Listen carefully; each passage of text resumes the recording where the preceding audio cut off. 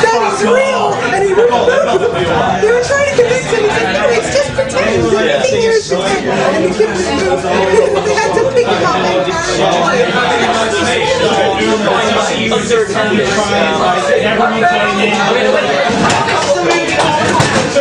I'm not familiar with the name. I find it confusing and unattractive. In sort of just in the main hall, side stages, and yeah, there were hardly any people there really. It was a bit odd and sad.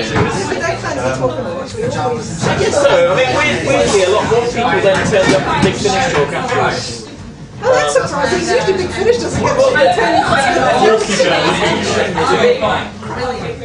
What, the anniversary? Well, yes, but I thought you mean the... lighting the image factor, that's a whole separate issue. No, I liked it. No, I don't like it. You didn't like it? I don't like it. Debate it. I felt that an anniversary story which ends with 8 boxes in succession being told to fuck off. I don't know, there was something so wrong with that for me. You know, it's oh no, you again. So, you know, it was wrong. Plus, I didn't think about that problem. I just thought it was Frank didn't want to write the story. I know he showed, did. and it was Some parts. it wasn't bad. It just The ending was a bit didn't feel like an anniversary story. It just felt like here is a perfectly perfunctory story that's got a very basic plot line and needs to have all the dots in it. There was I've ruined it, sorry. Yeah, because the first time I listened to it, I thought, oh, There was no sparkle for me. There was no, like, this is the anniversary of it. Yeah. But yeah, I've got monsters pushing enough into Nick custody. Briggs and some Barnaby Edwards, I think the woman playing Rain, someone else. Difficult to know, Reading out, although singing for an enemy of the Daleks, it's and difficult then they to know got whether some I'm kids less skilled here. to read out the season. Or here. It wasn't It's difficult to tell. No, I mean, the most interesting bit was the 10 minutes. I shouldn't be standing here. This is totally destroying the illusion of a gig. I'm going to stand there anyway. Let's choose. No, because I'll tell you why. I'll tell you for why. I can't play the piano. Even though I can't play the piano, it's difficult to tell, as I said, whether I would be less skilled here or here. Do both. It's definitely here. Yeah, I'm destroying all the magic by standing here. I'm going to keep doing it until enter! It's fine, it hasn't started yet. I'm good. Is this, Richard, is this just you desperately copying Josie Long at the start of her gigs? And yes, it is. But I'm not as charming or talented or have anything interesting to say at this point. What's that? You don't have a vagina. I don't have a vagina. Thanks, Will. No. Thanks, Will. Don't tell Richard. She doesn't have a penis. How do you know? I feel like this gig will now need lifting quite a lot. Thanks to this. That's not happening. Rich. Do you know it was a really good first half, yeah? Really good first half. Remember that. Keep it in your head, because our opening act is delightful. Yeah, no, I'm just destroying the magic. Wow. Hang on. I got out of the room for 5 minutes. Properly professional. Is that everyone? No, just a few more people. Okay. 2 people. 2 people. One Is of it? you was actually. Oh. It's not me. I like it. Does Yeah. Oh, why am I doing this? Hello. I've got a prep bit of a call coming on last night, and I thought, oh, good. Maybe I can cancel. And then I realised I can't. It's not like phoning up somebody else's gig and going, not coming, I'm not feeling very well. do I have to cancel your gig where there's no audience? I'm very sorry. I'm very disappointed that I can't make it. Wow. Who remembers it being funny? I do. About no. Orange. Orange. If all type was sweet, that is disappointing. And somebody at work told me I should have vitamin C because I'm not feeling very well. I don't. I've got gallstones, and I'm seriously worried enough about the custard I've been eating. You've got to commit to these things. You've got to die for your art. You've got to. The problem is tomorrow I am at a church. Yeah, on a Saturday, because I'm committed. On a Saturday, being Father Christmas for a bunch of kids. And what they're going to get is... It's Father Christmas. Oh, my gallstones, here's a toy. Why did they all have Batman or Star Wars on? Because they're awesome, deal with it. So, our Doctor Who comedy theme night. I'm just being truth in my art. Yeah, have a journey, baby.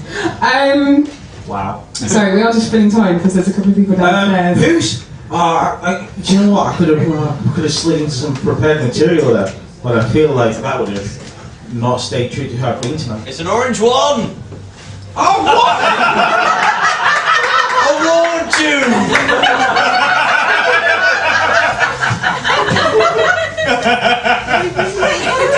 This is genuinely what my comedy is like. I do something, and then I go, no. And then the next minute, I do it again, and go, no, still no. Still no with that. Full of wind. I am frankly full of wind. 2014 Camden Fringe, be there. But, plug in advance. I was going to do some prepared material, but I can't roll. It's too scary before bedtime. If anyone's going, why is Sarah just looking at him and saying it? It's because he's talking about prepared material. And I'm like, there was a first time for everything, Richard. Prepared material? Oh my God! You've prepared something. It's like watching a monkey playing a Stradivarius. and playing it really fucking well. Like, I was like, really? Prepared material? This is incredible. People genuinely say to me that they think I'm very good at pretending to have breakdowns on stage. And my reply to them is always, I'm not pretending. I'm not that talented. This is my personality. It is beautiful. It is beautiful. Because people as well who've listened to the podcast have gone, that Rich guy's really funny. Like, that's a great character. Great character. And I go, no, I've spent a lot of time on public transport with that man. That is not a character. I'll talk Doctor Who. Why not? It's themed. So William Hartnell. Is anyone with me on this? He was a dick.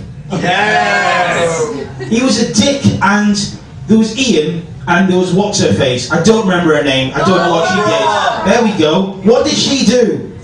She sexed up Ian. She taught history. She did. Was she just there to have a science teacher and a history teacher? So it was space and time. Yeah. There's no progression to these jokes. Yes, I was playing the same chord. That is clever on many levels. Not a funny one though, at many levels, other than humour. But I'm generally watching An Unearthly Child, and I will admit, I am the person in the room that started watching Doctor Who in 2005, and I've watched very little classic Doctor Who. Feel free to boo now, right? I'm going to take the woolies off because I don't deserve them, right? But Frank, right? So I thought, brilliant, I'll go right back to the start, I'll watch the first episode, because that's what I like to do. I like to go back and watch the start of things. I'm crazy, I'm a maverick, right? So I'll go back to the start. That was a mistake, wasn't it? Because it's not very good. Like I'm saying, the first episode is essentially a grumpy old dick taking two parents into his and trying to persuade him he's not, like, wanted by social services, okay? And then they go off, and the 3 episodes hither? That's not the right word, is it? Hence, go this. They arrive. Caveman. Fire. Oh, no fire. I can make fire. Make fire. No. Escape. Capture. Make fire. Alright then. That's it. That's 3 episodes. 3 episodes. Now Stephen Moffat is crap, but that wouldn't have been 3 episodes. That's all I'm saying. But right, I know. But right, Susan. I like Susan. Susan is also. Are you going to correct me, Pete? I know, right? Because I'm going to be wrong. I know I'm going to come to you afterwards and go no, and I'll go. It's fine. She was also she was his granddaughter, so presumably Gallifrey. I mean, she's also a Time Lord, or is that not correct? Because of the bit I've watched so far, and I'm sort of watching the next with Dalek, episode 4, right? She does nothing. She runs a little bit, but she's kind of shit at that as well. Because I've got to the point where she gets to the TARDIS, gets like the medicine, but then goes out of the TARDIS without taking the medicine. She doesn't take the medicine. She's ill, but she doesn't like take the medicine. So when she's running back out, getting more progressively ill, she won't. I'm sorry, I can't cope. It's alright. Where's these other people? They're coming back, or can we actually get a proper act up here? I think maybe get a proper act, because I'm quite scared about what you'd say if you got as far as Colin Baker. This is not as terrifying as the most terrifying thing in the universe, which, as we all know, is a swimming Dalek. I couldn't get away from a swimming Dalek. I don't have a swimmer's body. You know how you get a swimmer's body? Kill a swimmer. That's how you get a swimmer's body. Yeah, it's terrifying, isn't it? Me in a Speedo in the Thames trying to get away from a Dalek, and then I get onto a boat and we're all there for some reason, and you're all going, did you get the doctor? I tried, it's not here yet. Then you're going to have to do something. I don't know what to do. I'm good. You see me in a crisis, right? Or any kind of public pressure situation. I go, and that infuriates Daleks. They don't like the very simple chord progression, right? And so, I think there's only one thing I can do. One thing I can do in this situation. I release the Kraken. Right? I release the Kraken, and we all briefly go, and then there's a hushed silence as we all go, oh shit, you moron! That's the Kraken! If anything, that is worse! And then the TARDIS would appear, magically, the Doctor would come out and go, where's the swimming Dalek? And I go, we dealt with that one. He's like, oh yes! Boom! Love it! You're amazing! Oh, so glad I picked you to do this, and it's so brilliant. You're going to have travels, you're going to have journeys and fun. One small thing. I say small thing. Kraken size thing. We released the Kraken. It's rampaging now. It's having a good time. And he would just look at me with a kind of look of, oh, you're worse than that Dick Adam. Yeah, no, I can't do classic references. I've only got since 2005. I was like, oh. Do you know what? I just realised I was looking at Richard in the same way that Rose Tyler looked at a Dalek when it said, I am in pain! I'm literally just standing there going,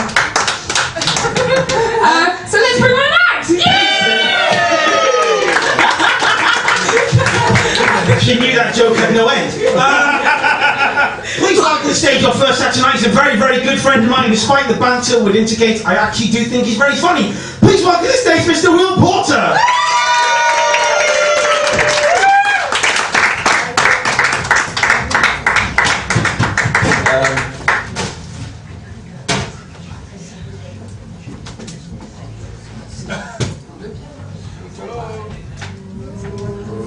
Do you want a hand?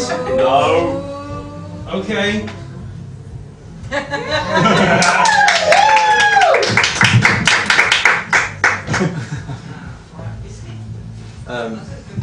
You can all hear me otherwise. My missus is the one who looks like Matt Smith.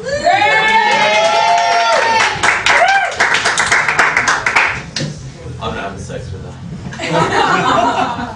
My chin would dig in my ballsack. Don't laugh, Reed, it's alright. That's misogyny, but it's approved misogyny. I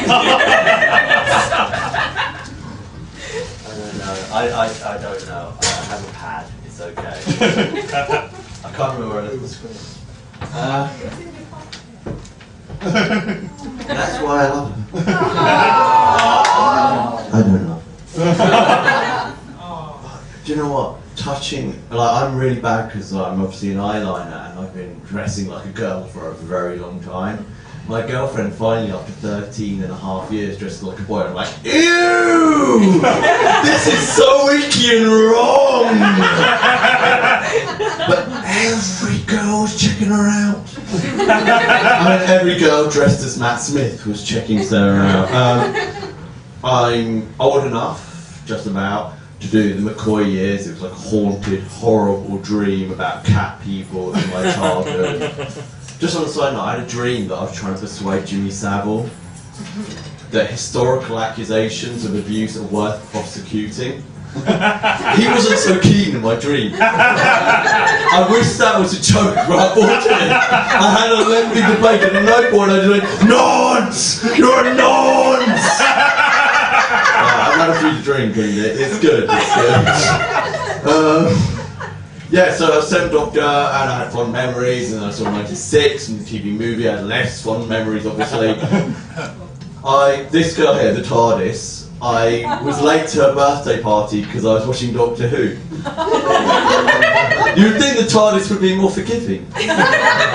No, she was a bitch about it. At this point, 2005 fan. Yeah, bitch. I've been in her flaps, it's okay. Flaps doors, it's some sort of innuendo, but I'm too lazy to make the joke. But it does raise an important question, the ultimate question. The first question, the question we can't really answer, is who is the most erotic Doctor? Now, there's people at the back who may not be here anymore because I'm dealing with flapsies. Who, I don't know, that's not a joke, that's just a statement of fact, flapsies. Where would people wear this pants? Why? Who is the most erotic Doctor? And I would not, now I know for some of you, I know particularly for some of you, this is a very difficult question because no one wants to think about Colin Baker, a sexual and sensual human being, stroking your hair. Oh. It's maybe a thought too far, but not for some, because I decided I would quantify this. I need to come up with some kind of statistical way of measuring this. So, I went on the website, a teaspoon and an open mind. Yeah, some people know that. And I broke it down statistically. Now, I don't need this. I don't know what I'm carrying around. I don't need it for another, like, 30 seconds. I need this. So, the stories on that website include such brilliant literature as Encounters. Ian bumps into Barbara and Susan in a rather compromising position.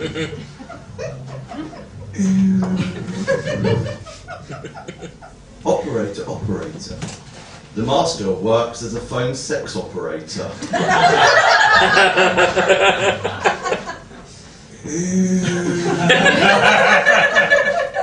My favourite is Curious. Mickey has some questions that the Doctor is eager to answer.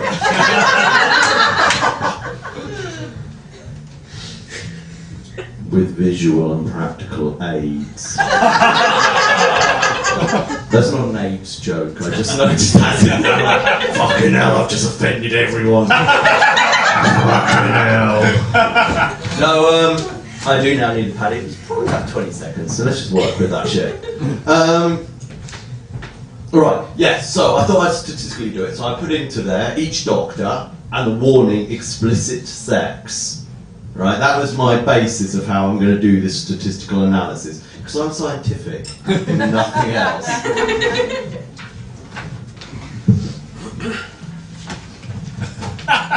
Now, these are the exact pie charts of how sexual each Doctor is. Right, now, you're going to notice there that David Tennant, number 10, I've done it blue because he had a blue suit in some episodes, is exactly the most erotic Doctor. Whores. Women, I hate you. You know, I've done number 11, red for a fez. That gave me a greater degree of satisfaction than you will ever understand. Christopher Eccleston, a pretty good chunk in 9, you know, black in 9, leather jacket is black. The other colours, they were more ambiguous. All I've learned from that is that Sylvester McCoy is exactly as erotic as Colin Baker. But that's not scientific, because ultimately, it's about the ratio that they are on screen. Because, you know, when I try my best moves, it takes a bit of time, you need a bit of love, right? So, I had to balance it out for the hours on screen.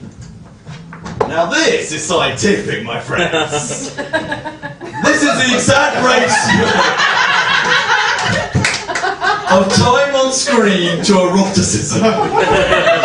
You'll notice that Paul McGann is very near David Tennant.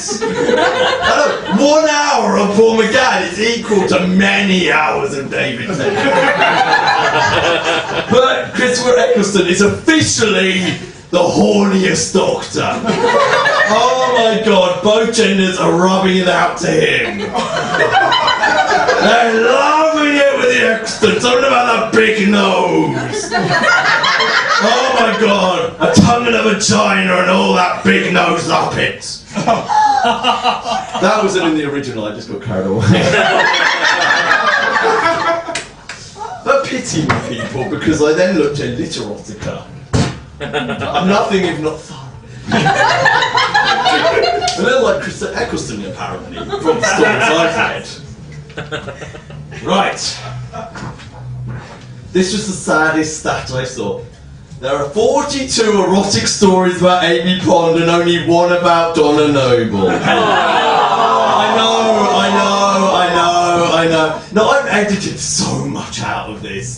The things I have seen researching. I've never seen Donna Noble in a wedding dress with a dildo in her vagina until I researched this fucker. Oh, I feel so dirty. But then I thought, actually, that's really unfair, because then I saw this fan image of Amy Pond. Yeah. She's beautiful. Look at it. I'm crazy. I have cats. Lots of cats. I dress up as Matt Smith. Oh no, that's my girlfriend. So I figured that there were some things that wouldn't be in the story. Some simple things that just wouldn't. And I was right. You will never get a sexual erotic encounter involving the ood. We're going to be like BuzzFeed here. We're going to have 5 things that are easy to digest. So let's work through. The face of Bo. He has never appeared in any erotic fiction. Jack Harkness. Oh my God, he's fucking everywhere. George would Jack would. He really would. Oh my God, he's so wrong. And yet,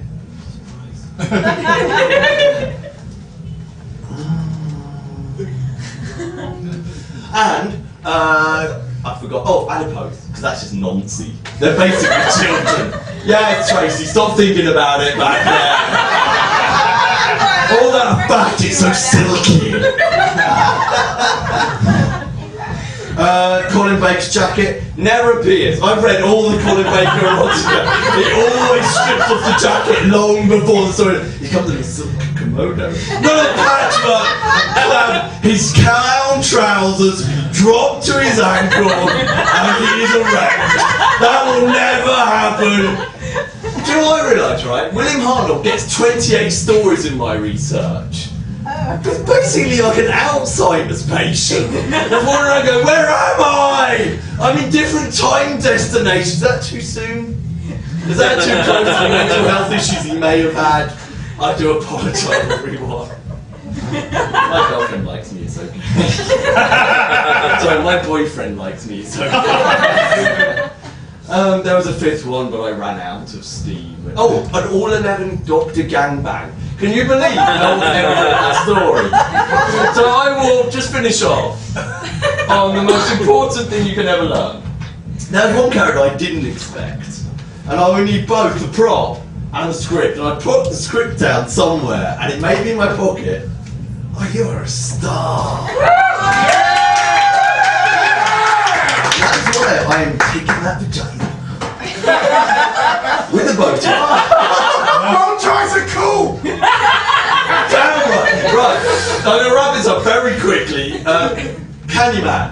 Happiness Patrol, anyone? Yeah. Didn't think there'd be a story including that? Fuck yeah! Let's just shift on to this. Let's just kick it up a gear with Ace and the Candyman. A real story. Yeah, I know, you're fucked up. Well, Ace said, that he's a man, he looked like Bertie Bassett. Yeah, thank you. I didn't have a lot of options, so I thought I'd have a go at seducing him. Seducing? The doctor's eyes nearly rolled out his head. Ace, the Candyman is a psychotic robot killer. That should never have worked. I have to say, it didn't exactly go to plan, Ace admitted. She's honest. If he hadn't melted when he did, things would have become a lot stickier. And on that bombshell, people, my name's Will, and I'm fucking the hell out of it. I'm not proud. Do you know what, right? I thought the silence was the scariest fucking creature ever. But apparently Nicky Wire standing on stage, reading out Doctor Who based porn, I'm going to have nightmares about that. And then you touch yourself. Nicky Wire! So I'm not sure I will. Oh my God. But yeah, thanks for that, Will. I'm so sorry. That was beautiful. Right, okay, it's time for some audience participation! Right, I need 2 members of the audience to come on stage. Not after Will, actually, I don't mean come on stage, I mean... it's not turned into that kind of evening. So 2 members of the audience, right, and you can win a prize. And it's a really seriously fucking amazing prize, right? It's 11 doctors as Doctor Who. Like, seriously, I've got this, and I've got one that I bought 2 years ago, and this arrived in the post, and I was like, they're wearing slightly different outfits. Maybe I don't give it to anyone. Maybe I keep it. Right, it's really, really good. So, bless you. At what point did I become the sexy assistant for this bit? I don't know. Again, there's pressure. Right, should we have a boy versus a girl? Right. Oh no! There's a little tiny Australian person who I know who's going to absolutely die on her ass, but it's fine. Right. So can we have the little Australian girl who wants to and you're right here, and clearly desperate. Well, no, yeah. So, ladies and gentlemen, what we are going to play. All to play for. It's all simple. What we're going to play is The Master's Mind.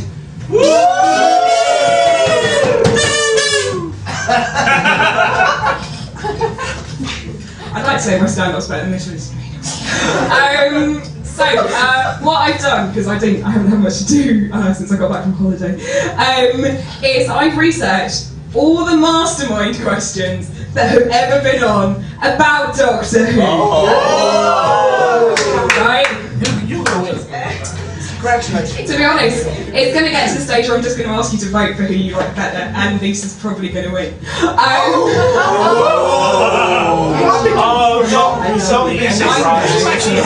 This isn't therapy. This is a chance for me to abuse the audience. Don't mix it up. I've had a lot of practice. So the master's mind. I'm going to ask you each alternate questions. Don't look at and you guys are going to take it in turns to answer.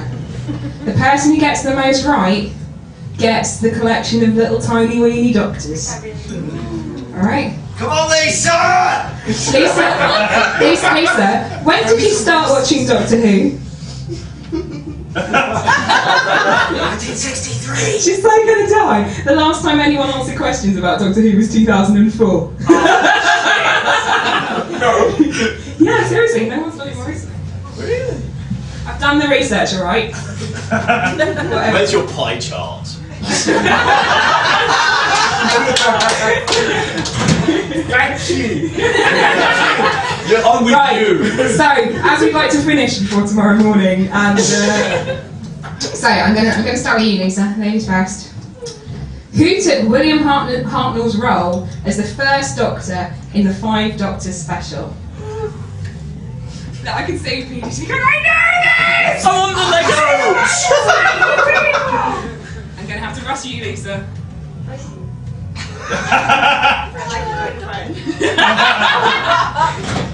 That's the wrong game. Just if you can't answer it, just say pass. I haven't Agnes. Just say pass. Well done. This is going to be a really quick section, honestly. In Earthshock, what are the consequences for the planet when a space freighter explodes after being sent millions of years back through time? How little die.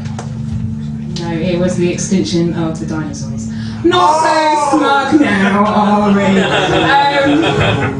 I'm really sorry Okay. if you wanted better. I love how you pointed at me there. Fuck you!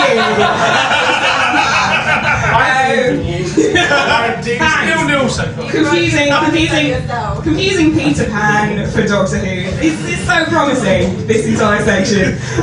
Right, okay, Lisa, I'll try and find an easy one in this. Which? No, I haven't asked you a question. You're doing a couple each, alright? I'm going to ask you more than one question. It's fine. Doing Lisa. Right, Lisa. Which of the Doctors was coached by Jeffrey Durham to perform the Conjuring tricks in The Greatest Show in the Galaxy? Should I give her multiple choice? No. Right, Tom, you've got a choice of 11 Doctors, right? The last time these questions happened was 2004. So you've already kind of knocked a few off there. Right. Was it A, Sylvester McCoy? B, David Tennant?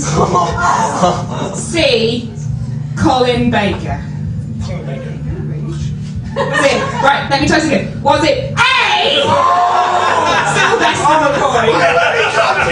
Was it B, David Tennant? Or C, Colin Baker? Would you like to give me well, that means there is A, Sylvester McCoy!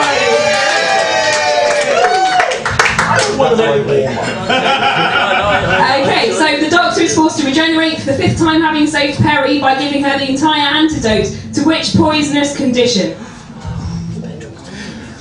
Do you know the answer to this, PDT? Is there no choice? No, because you annoyed me earlier. If I apologise, can I get no choice? Should I give him multiple choice? Yes! Was it A, Spectrox toxinemia? B, Toxtrox spastronemia? C, diabetes? C. No, he said C! He said C! Mike said C. First answer. First answer. I did say C. I'm sorry. It was, but I can't believe you did that. It was A, Spectrox toxinemia. How did you not know that? Okay, and I'm just gonna do one more for each of these. Because I'm quite honestly bored of talking to the pair of you. When Tom Baker declined to appear in The Five Doctors, it was featured in the story by using clips from the uncompleted Series 17 story. Written... What? We know. When Tom Baker declined to appear in The Five Doctors, that's not even a question. That's It is when you statement. finish it. Write this out. Dyslexic, I'm not designed to read. It's the reason I do magic tricks on stage. Ask her, David Tennant. When Tom Baker declined... Shut up! When Tom Baker declined to appear in The Five Doctors, he was featured in the story by using clips from which uncompleted series... Doesn't matter, it's on the other page! Right? From which uncompleted Series 17 story written by Douglas Adams. Is there another part of that question? No, that's the question. So what's the title? That's the question. I'm gonna have to rush you. The answer was Sharda, Lisa. I'll say.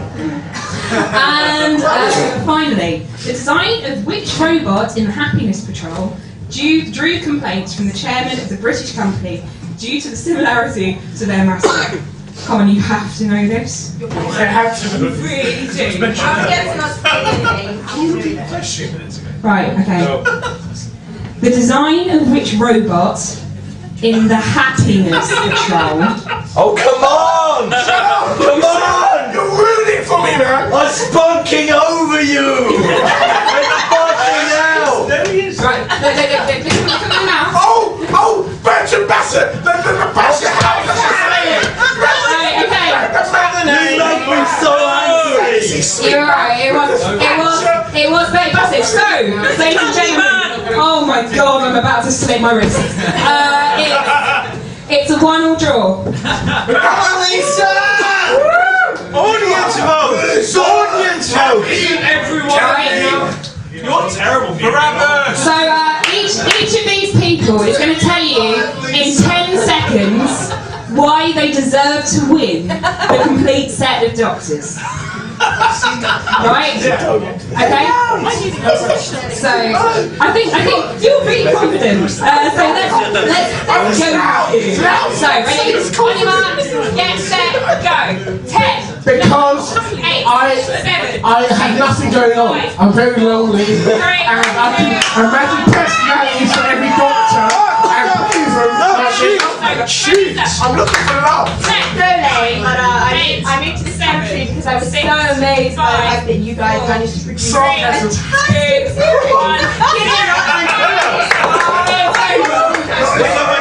fantastic I actually met him genuine emotion. You're still talking. Right.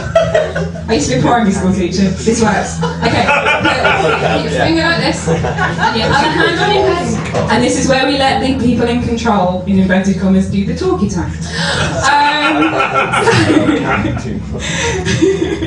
So, would you like him to win?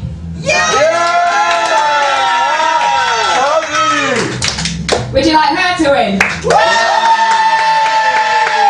It's one more time. So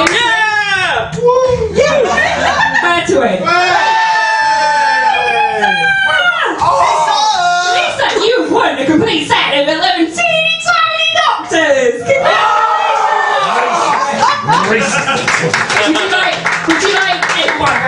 Would you like a villain? Would that make I don't want a popularity contest. Are you surprised? What do you mean? Seconds when people are cheering. Yes! Do you want a villain as well, Lisa? Silence, bitch! You don't even know it on there! Can I see? Hey, well, look. No, you see, I don't even remember that you saw it.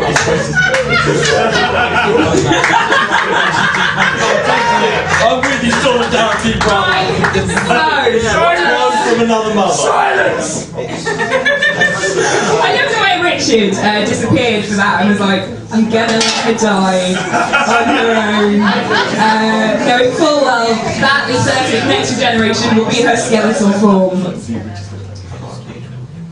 Okay! It's time for our next act! We're gonna kick this into high gear! I don't know if the TARDIS has gears, but let's do it anyway! Yeah! Please welcome to the stage, Mr. Andy Holloway!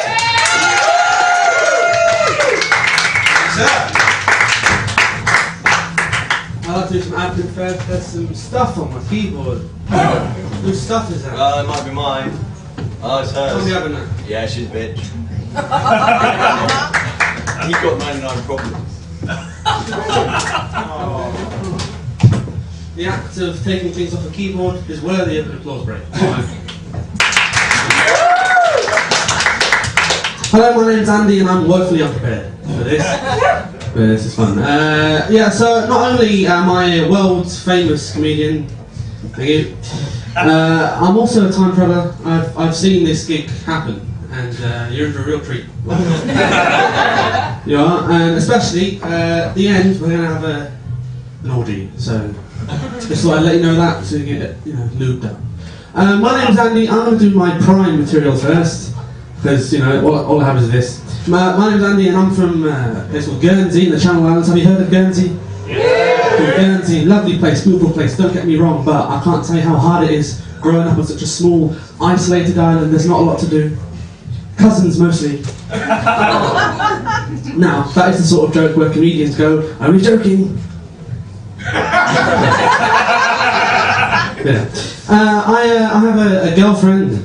I do. I'm also a Doctor Who fan, so I don't know what's happening there. I'm a miracle. We're both Doctor Who fans, but I say I've got a girlfriend, but I've been having these feelings, these weird feelings. I'm going to come out and say it. I'm falling in love with someone else. I am. I met this person at a Doctor Who convention, actually. Anyone, give me a cheer to a Doctor Who convention. Hey! You are my people. This one was actually in Peru. Yeah, so I met the Peruvian Whovians. Yeah, and it's not a human. I fell in love with a monster. Turns out, right, they're real. They're not humans dressed up. They're actually real. So I fell in love with a monster. I thought I'd express these feelings through a song.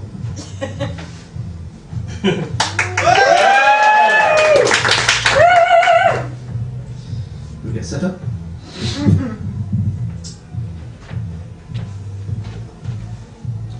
Suddenly tense. I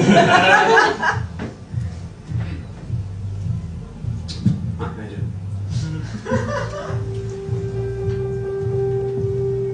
Hear that? Yeah. The three.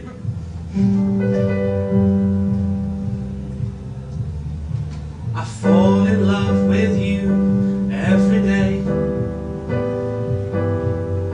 'cause every time I turn away I forget your face and you're erased from my mind. Every time I see you, you're beautiful every time. Do you remember the first time that we met? Or could you please tell me? 'Cause I always forget. Oh yeah, I remember now. It was such a beautiful night. But I had the oddest feeling to shoot you on sight. Doesn't matter if you come home pissed, 'cause in a few seconds you'll cease to exist. And a few minutes, I've got my words, but this is a great situation for you, 'cause when I close my eyes you can do what you want to do to me, sexually. Silent, oh silent, I wish I could remember you. Think of the possibilities, all the things that we could do. We could steal a child, we could grow it up, we could find the TARDIS and blow it up. Love's not blind. Love's not blind. Love is silent.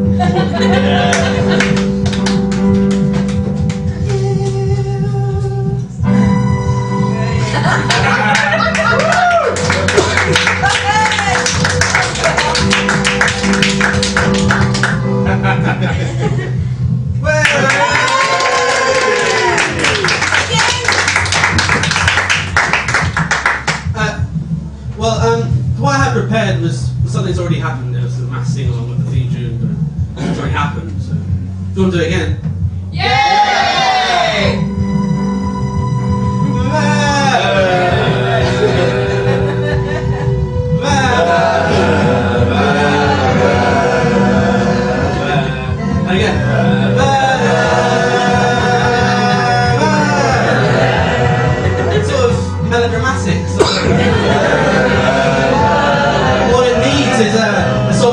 beat.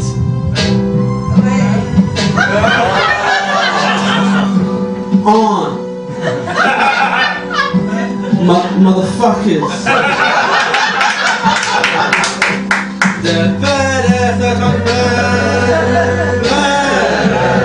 This is weird.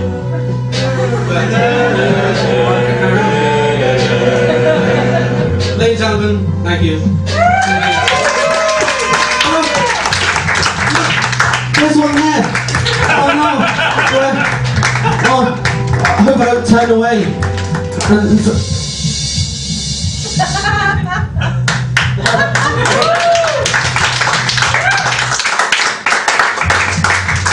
So I've got a song.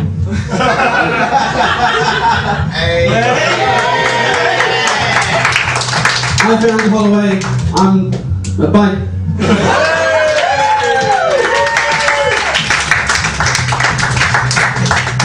Keep that applause going, keep it rocking around the clock, Mr. J.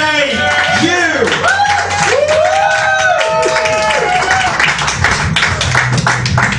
I was just about to have a little nap while Richard did about another 20 minutes. I'm a bit unprepared. Right. No, I've just completely forgotten where I was going to start. That's right, yes. I haven't been in a room for this many virgins since I was at school. Obviously, I'm joking. You've all had loads of sex, apart from you, obviously. He's my friend, I've known him since I was 16, so I know he's had no sex. It's fine. I'm not going to pick on you all night, just while I'm on stage. Brilliant. Now, I think I should admit this from the start. I'm not a fan of Doctor Who. Get out! Ooh, get out there. My alliance lies far, far away with that other show, Red Dwarf. Yes, love it. But I've been doing some research about Doctor Who, and what I've discovered is that most of the episodes are completely pointless. No, there's no room for this. He's a Time Lord, okay? He has a time machine. So this is how an episode should really go. I'm going to put the scarf on. I'm going to try and do the accent. Right, you ready? So, this is how an episode should really go. At the start, hello. I can't do his voice. I'm the Doctor. Oh, I've seen to have landed on a rocky planet. Oh my god. The Daleks are over there. They seem to be shooting at a malevolent ship that's landing on the ground. I did this on Wikipedia. I don't know if any of this is true. I'm going to have to spend the next 4 episodes working out how to destroy the Daleks. Now, this is what should happen. Another TARDIS turns up. That is a similar tongue, a bit TARDIS. I do like Doctor Who.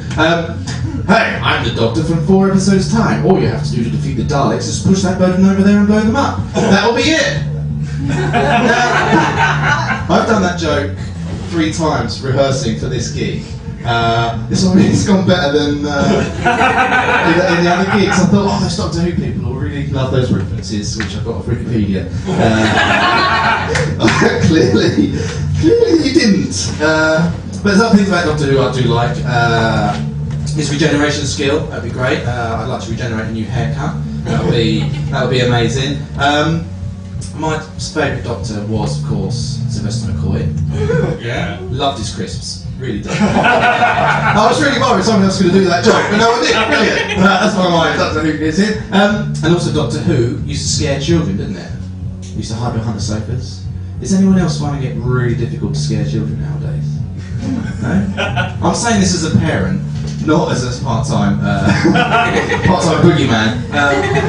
Last weekend I was watching the first Indiana Jones film with my 5-year-old daughter, and watching the whole film was great. Got to the end and I thought, this was really scary when I was a kid.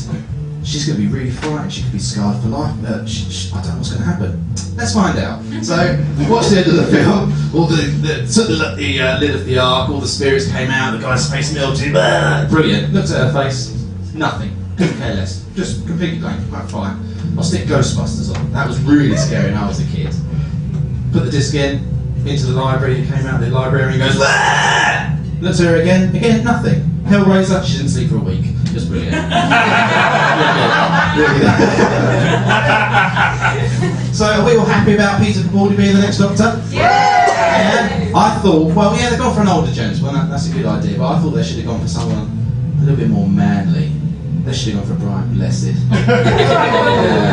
He's the ultimate man. Have you ever heard about his trip to the North Pole? No? He's the oldest man to reach the magnetic north. And it took him a few days to get up there. As they were trekking across the ice, there was a polar bear following them. And over the days, the polar bear was getting closer and closer and closer, until one day the polar bear ripped open Brian Blessed's tent. Now, me and Alex were in that tent, sharing it for bodily warmth. It's not going to the North Pole. That bear would not be delivering us a nice bottle of Coke or a glacier mint. No. That bear would tear us to shreds. But not Brian Blessed's tent. The bear ripped open his tent, he went, punched the bear in the face. Now this actually happened. That's the most manly thing I've ever seen. The nearest I got to that is I tripped up a cat as it walked past me. Well, hang on a second. There's something's appearing. What's coming? We rehearsed this earlier. It's brilliant. Yeah. Oh look! Oh my God! It's me from 5 minutes' time. What the hell happened to me in that 5 minutes? Lovely. Are you here to tell me how to end this set? Yes. Brilliant. What shall I do? Something about, I don't know, Lego. Ah, Lego, yeah! That's why he's wearing that t-shirt! Yeah, no, I'm a fan of Lego. I bought this t-shirt on eBay. Didn't realise the eyes would be right over my nipples. Kind of looks like I'm lactating Marmite. I've never had an R before, everyone's usually Clacton. Shit, anyway. I'm a fan of Lego. Well, do the Doctors have rivalries between themselves? Yeah. I've got a rivalry with one of my friends over Lego. He's got a much better Lego collection than me. I'm quite jealous. In his study, he's got the Lego Death Star. Yeah, it's pretty good. It's in a glass case. Push a button, the music plays, the lights come on, X-wings start flying around it. It's amazing. So every time I go around there, I make a bit of it. Yeah. So he started with the Death Star from Star Wars, but at home I've got the Death Star from Return of the Jedi. I've been doing you, good night!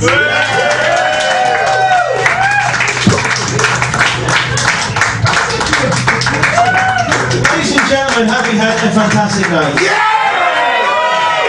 Has it been good? Who's up for this next same time, same place, next year? Okay. Please give a massive, all the energy you have left to one of my favourite comedians on the planet. He's an amazing comedian, a good friend of mine, very, very talented individual. Please, Peter Tilton Trenchard.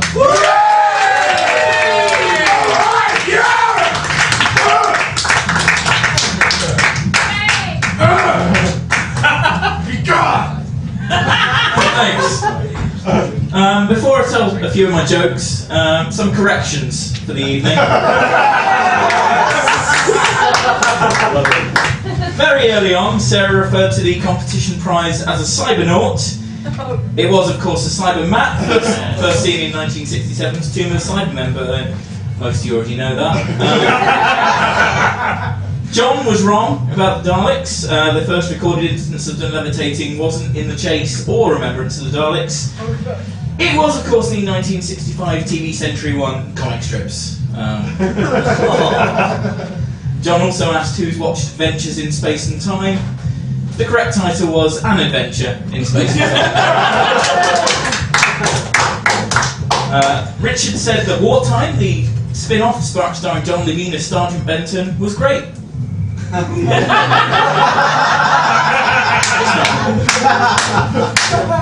He also said the Kennedy assassination pushed back the first episode of Doctor Who. The episode actually aired less than 2 minutes later than its planned transmission time, which even now is not enough for the BBC to issue a formal schedule change. Richard said a lot of things, to be honest.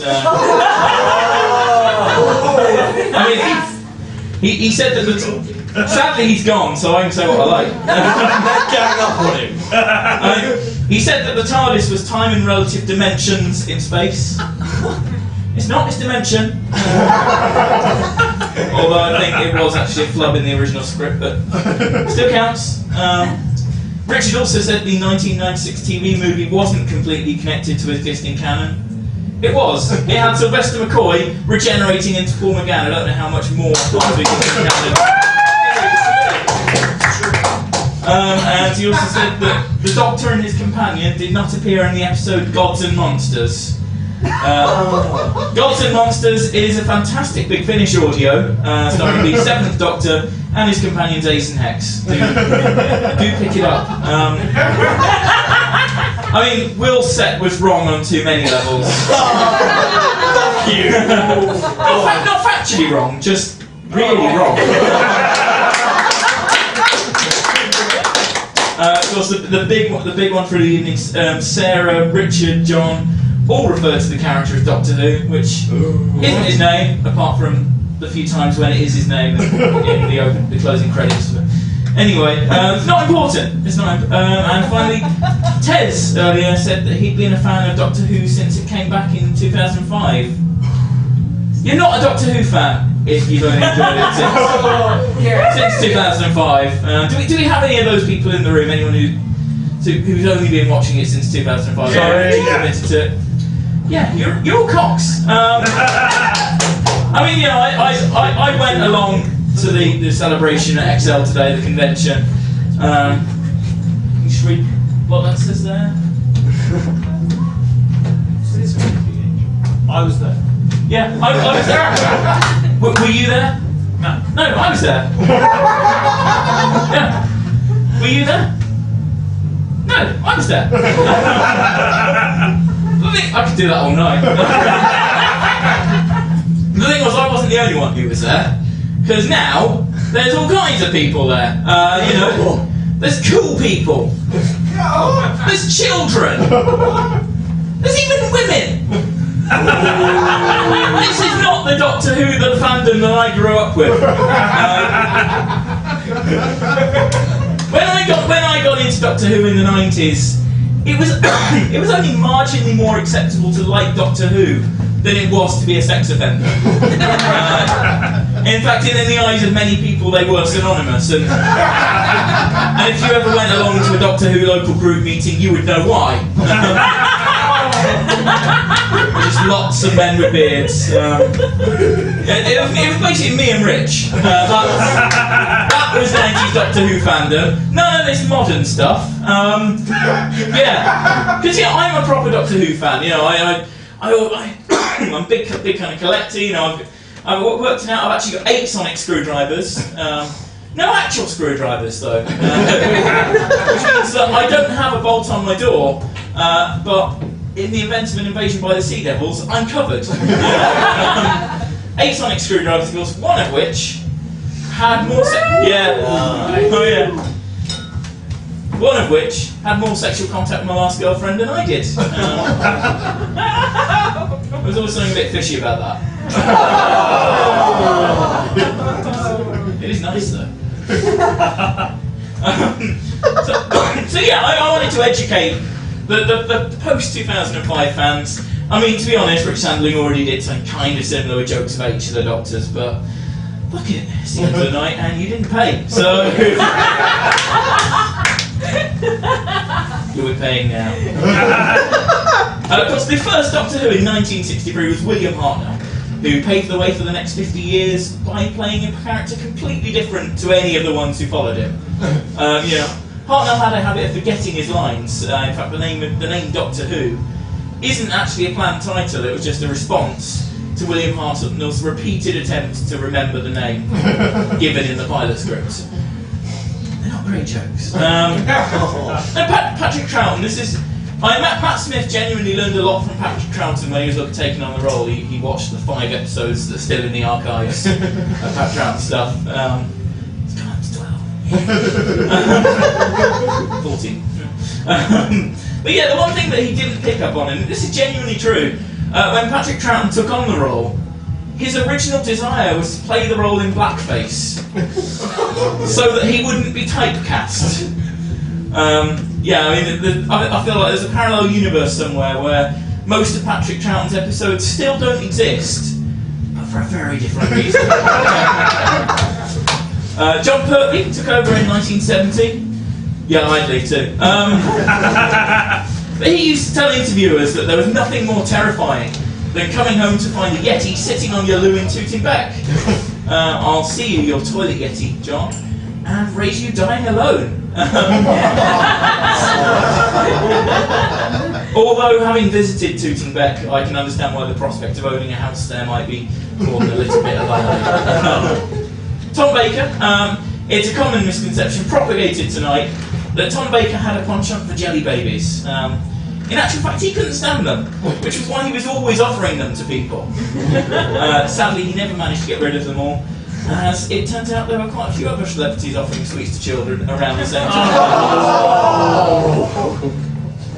Close the evening with a usual joke. 1981, after 7 years of Tom Baker, Peter Davison took over. Must have been quite difficult to make your mark on the